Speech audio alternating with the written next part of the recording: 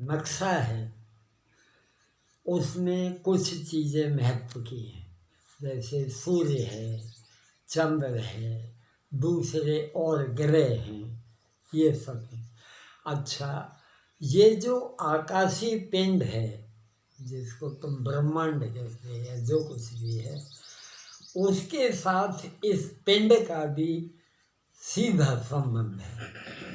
ये जो खोखा है, जो पिंड है, उसका इस आकाशीय पिंड के साथ, जिसको तुम ब्रह्मांड कहते हो, उसका सीधा संबंध है। अच्छा, अब होता क्या है कि जैसे सूर्य है, सूर्य आत्मा का कारक है। अच्छा, चंद्र जो है उसके बारे में कहा जाता है कि वो मन का कारक है। मन का स्पष्टीकरण उसके साथ गुरु को ज्ञान का कारक कहा जाता है। शनि त्याग और वैराग्य का कारक है। इस तरह से दूसरे सभी ग्रहों का, बुध का बुद्धि के साथ संबंध है, शुक्र का मंगल का शारीरिक बंधन के साथ संबंध है। तो जो सातों ग्रह हैं उनका इस पिंड के साथ संबंध है। अच्छा, अब वो आकाशीय जो स्थिति है उसमें क्या होता है कि सूर्य जो है वो 1 महीने में इसका चक्कर लगाता है। एक चक्कर उसका 12 राशियों का जो चक्कर है वो 1 महीने में पूरा होता है। जो 12 राशियों का ये पसारा है, तो वो 12 राशियों का एक पूरा चक्र जो है वो सूर्य 1 महीने में नहीं, 12 महीने में पूरा करता है। और चंद्र जो है वो 12 राशियों का जो चक्र है उसको 1 महीने में पूरा करता है। चंद्र जो मन का कारक है वो 12 राशियों के चक्र को 1 महीने में पूरा करता है। सूर्य 12 राशियों के चक्र को 1 वर्ष में पूरा करता है। बात तो समझना।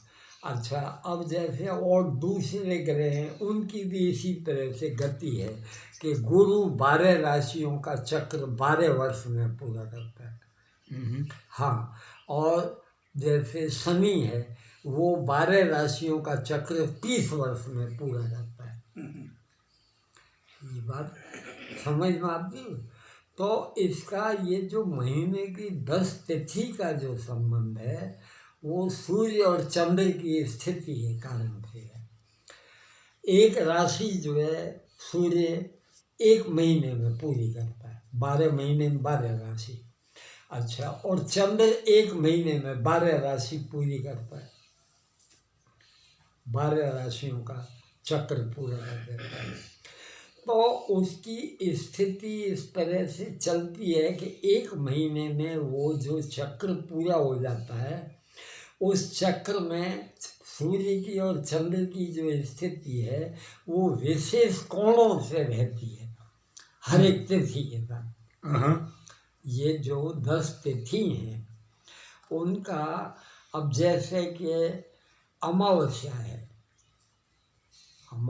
है, पूर्णिमा है, तो पूर्णिमा को सूर्य और चंद्र दोनों आमने सामने होते हैं।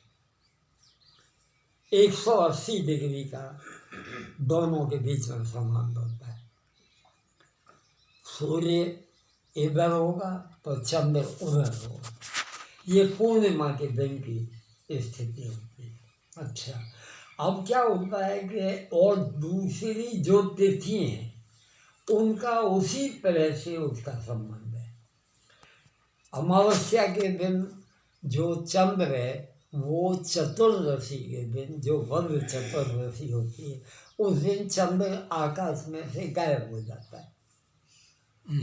हाँ, वो नहीं होता है। चतुर्दशी जो है जिसको तुम शिवरात्रि कहते हो, अंतिम दिन है वो। तो उस दिन मन जो है अब एक तरह से जो अपना वजूद है आत्मा है उसमें लीन हो जाता है, उसका कोई अस्तित्व नहीं होता है। ये बात समझ में आती है ना। अच्छा, तो अब वो जो 10 तिथि हैं उनका उसी बात से संबंध है कि सबसे पहला बीज है, शुद्ध बीज है। तो शुद्ध बीज को सबसे पहला दिन है जिस दिन के चंद्रमा थोड़ी देर के लिए जो है तुमको शाम को कोर जैसी वो दिखाई पड़ती है और कुछ देर के बाद वो डिसॉल्व हो जाता है, ऐसा होता है ना। तो वो सूर्य की और चंद्र की, सूर्य जो है छिपने वाला होता है शाम को और उस वक्त चंद्रमा थोड़ा ऊपर होता है, तो वो लगभग जो है उसका 10-15 अंश के आसपास होगा। जो कोण बनाओगे तो वो कोण जो है लगभग 10-15 अंश का कोण होगा उन दोनों के बीच में। अच्छा, अब उसके बाद में चौथ होती है, शुद्ध बीज है, शुद्ध बीज के बाद शुद्ध चौथ है। तो चौथ का भी वो बिल्कुल निश्चित उसके कोण का हिसाब है, लगभग जैसे कि वो 30 अंश होता है तो वो जो है चौथ जो है वो 60 अंश होता है, इस तरह का उसके अंश का हिसाब है। अच्छा, अब जो आठम है, जो आठम है वो आठम जो है 90 डिग्री का एंगल होता है उन दोनों के बीच में, 90 डिग्री का एंगल। शाम को जिस वक्त जो है सूरज छिप रहा होता है, उधर छिप रहा होता है, उस वक्त चंद्र जो है मून के ऊपर तुमको दिखाई पड़े। जो सूर्य का चंद्र होता है ना जी, तो सूर्य का चंद्र शुद्ध आठम जिस दिन होती है उस दिन वो चंद्र लगभग मून के ऊपर होता है और सूर्य जो है वो छिप रहा होता है, इस तरह की स्थिति। अच्छा, अब उसके बाद में जैसे 11 होती है, सूर्य की 11 होती है, तो 11 के दिन वो जो है 120 अंश या इस तरह का उसका हिसाब किताब होता है। और बाद में जब वो पूनम होती है तब वो 180 अंश के हिसाब से वे एक दूसरे के आमने सामने होते हैं। ये बात समझ में आती है।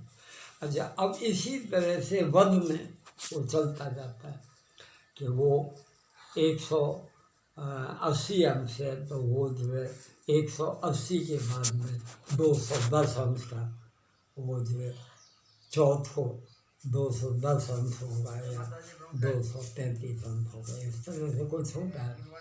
और जो वध आठम होती है, वध आठम के दिन उसी तरह से 270 अंश का उसका हिसाब किताब होता है।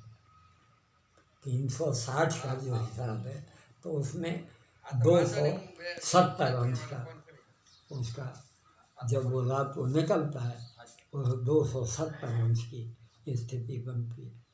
तो कहने का मतलब ये है कि जो चतुर्दशी आती है, 10वां दिन आता है वध का, उस दिन जो है उससे पहले दिन त्रयोदशी के दिन थोड़ी देर के लिए चंद्र दिखाई पड़ता है।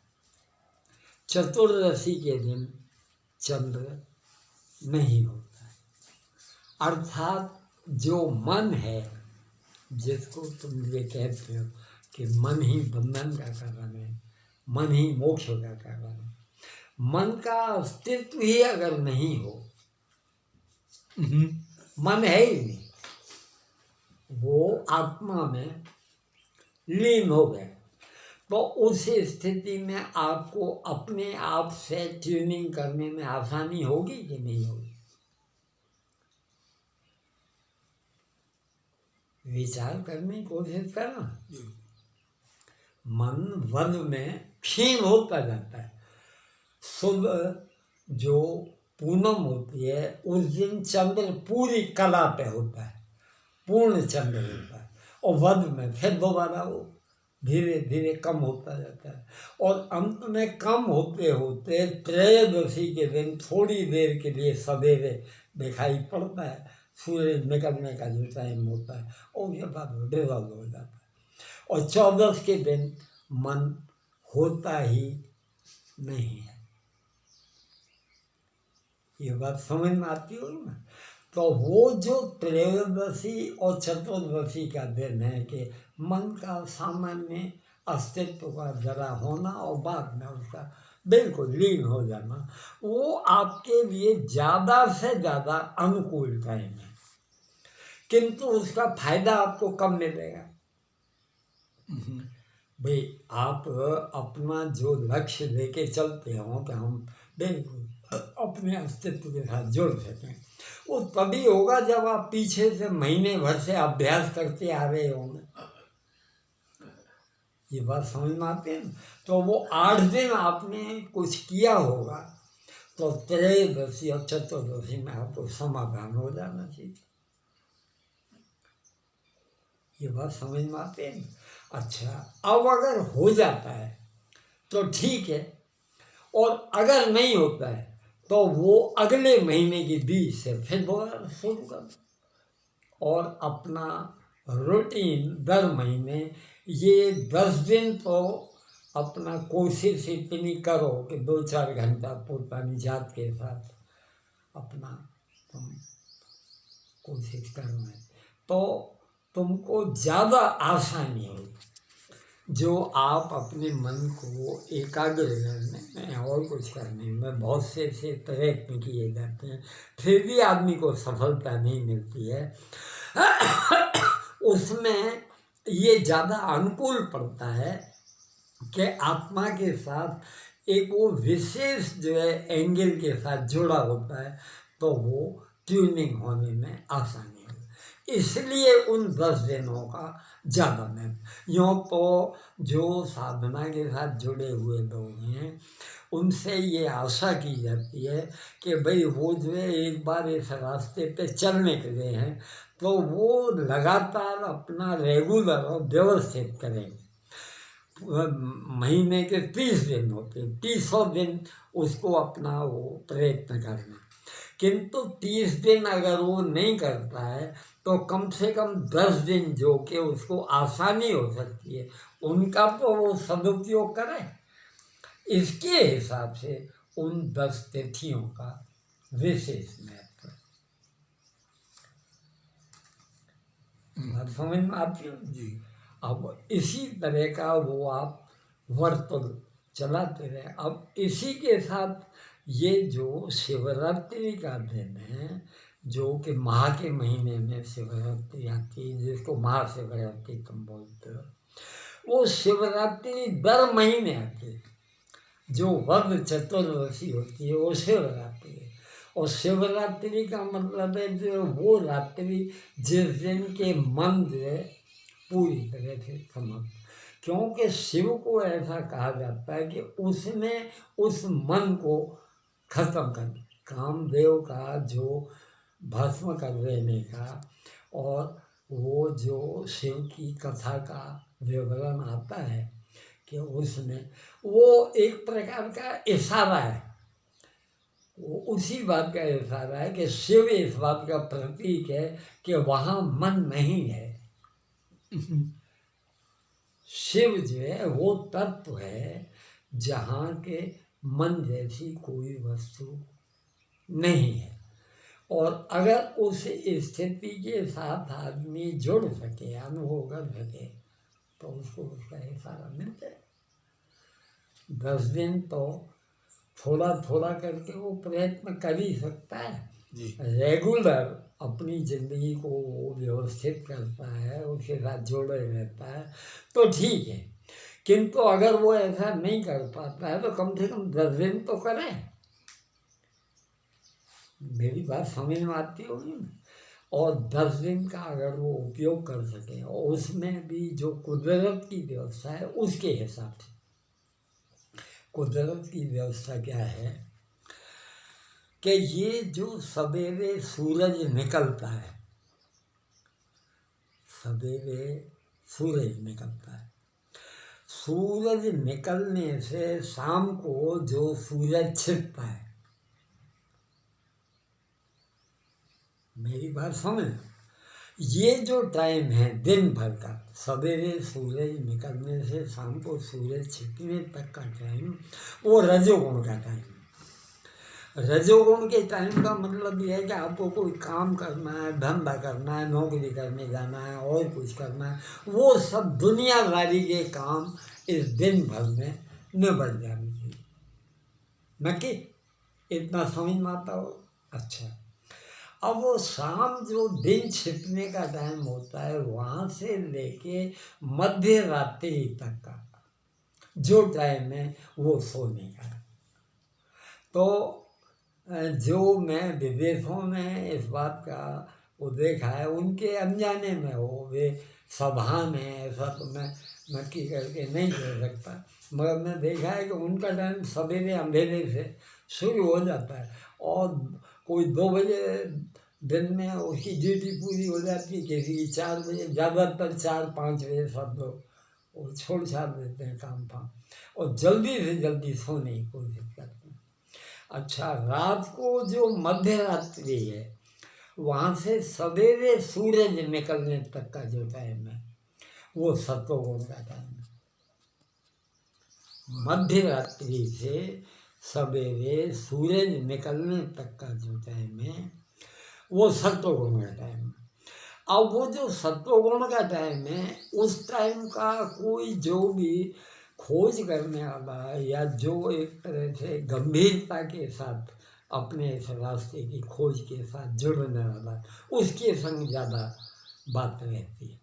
वो अपना जितना बन सके उस टाइम का ज़्यादा उपयोग करे। किंतु अगर वो ज़्यादा कुछ नहीं करता है तो जो है ब्राह्म मुहूर्त का जो तुम्हारे विवरण है, कम से कम उतना 48 मिनट या कहो 1 घंटे का वो टाइम तो कम से कम उपयोग में लेना चाहिए।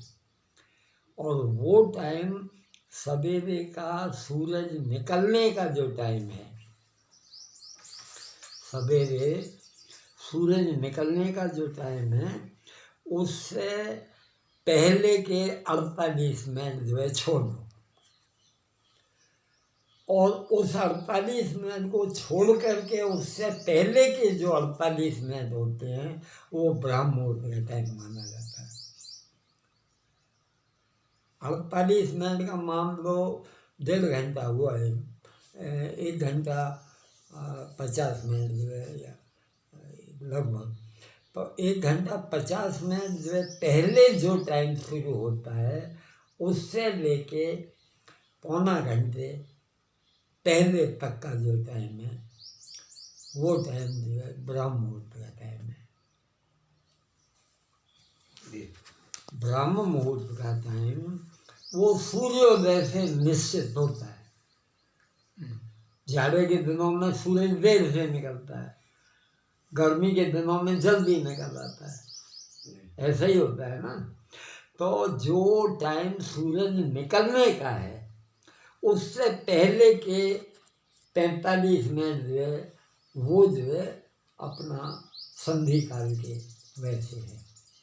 और उस 45 मिनट को छोड़ करके जो लगभग पहले का 1 घंटा है, वो उस 1 घंटे को तुम ले, पौना घंटा ये सूरज निकलने से जो जुड़ा हुआ है उसको छोड़ देने का, बराबर। उससे पहले का जो 1 घंटा, तो मूल कहने का मतलब ये है कि अब जैसे गर्मी का सा टाइम आ गया है, इस बार 6:30 बजे मान लो सूरज निकलता है, तो 6:30 बजे से 5:45 बजे तक का जो टाइम है उससे पहले का 1 घंटा, 4:45 से 5:45 तक का वो 1 घंटा उपयोग में। अब 4:45 से 5:45 तक का तुमको टाइम उपयोग में लेना हो तो उसके लिए तुमको अंदाजा आधा घंटा पहले या 20 मिनट पहले तुमको उठना पड़ेगा।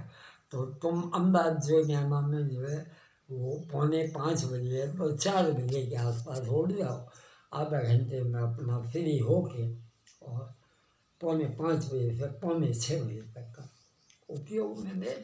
और वो टाइम ज़्यादा से ज़्यादा ऐसा होता है कि वो ट्यूनिंग में होता है। इस तरह की कॉस्मोस की स्थितियाँ होती हैं कि उनके साथ आप अपना कुछ रिलैक्स होके हिसाब किताब बैठा सकें, तो उसकी संभावना ज़्यादा से ज़्यादा होती है। ऐसा उपयोग। और बाकी जो खोज करने वाले लोग हैं उनसे तो ये आशा की जाती है कि भाई सवेरे का सत्वगुण का जो टाइम है उसमें से 3 घंटे नहीं हो तो भाई 2 घंटे, 2 घंटे नहीं हो तो फिर 1 घंटा। और नहीं तो सवेरे का अंदाज जो है 2-2:30 बजे के बाद का जो टाइम होता है वो 3 बजे से लेके 6 बजे तक का वो टाइम इस्तेमाल करना चाहिए। तो 3 से 6 तक का 3 घंटे का टाइम, वो 3 घंटे नहीं दे सकते तो 4 से 6 तक का 2 घंटे का टाइम, और जो उस तरह से वो सूरज निकलने के हिसाब से, सूरज निकलने से पौना घंटे पहले के 1 घंटा, 2 घंटा, 3 घंटा, जो जितना तुम, और वो टाइम तुमको ज़्यादा से ज़्यादा मदद करे। ज्ञान हो गया।